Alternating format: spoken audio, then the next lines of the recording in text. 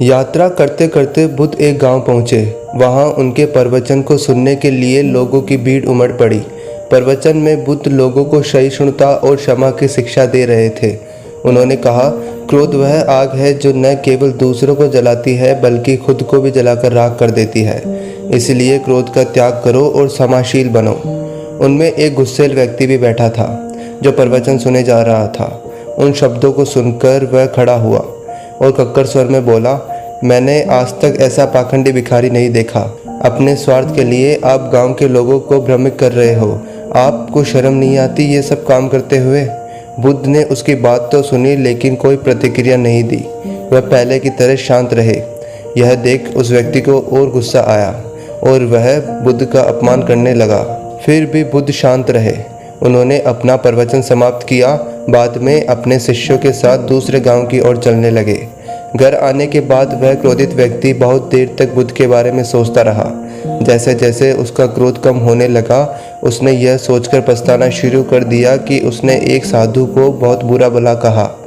वह तुरंत उस स्थान पर वापस चला गया जहां बुद्ध प्रवचन दे रहे थे, लेकिन बुद्ध की वहां से जाने की खबर मिली। रात भर आदमी खुद को कोसता रहा।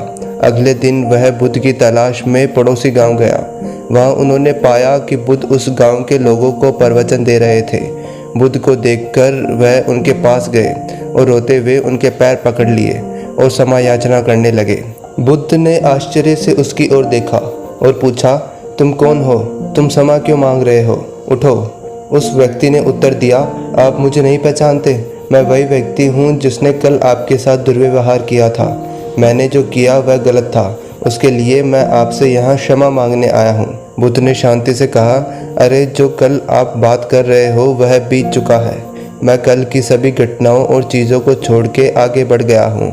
मैं अब आज में मौजूद हूँ। तुम कल में क्यों रो रहे हो? आपने कल जो किया उसके लिए आपने पश्चाताप किया है। आपका हृदय शुद्ध है। अब उन बातों को वहीं छोड़कर वर्तमान में आए और अच्छे कर्म करके अपने वर्तमान को सुधारें। बीती बातों को याद करके अपने वर्तमान को क्यों नष्ट कर रहे हो? बुद्ध के वचनों को सुनकर उस व्यक्ति की आंखों में आंसू बहने लगे। उसने नमन करते हुए कहा, अब मैं क्रोध को त्याग दूंगा और अपने जीवन में प्रेम और करुणा को शामिल करूंगा। मैं अपने कर्म से अपने जीवन को बेहतर बनाऊंगा ताकि जीवन में किसी भी चीज़ का पछतावा ना हो। दोस्तों, यहाँ सीखने लायक बात थी। अक्सर जीवन में की गई गलतियों को अपने दिल में रखते हुए हम जीवन भर के लिए अपराध बोझ से उस बोझ को दबाते रहते हैं और पछतावे की आग में जलते रहते हैं। जो त्रुटि हुई है उसे ठीक नहीं किया जा सकता।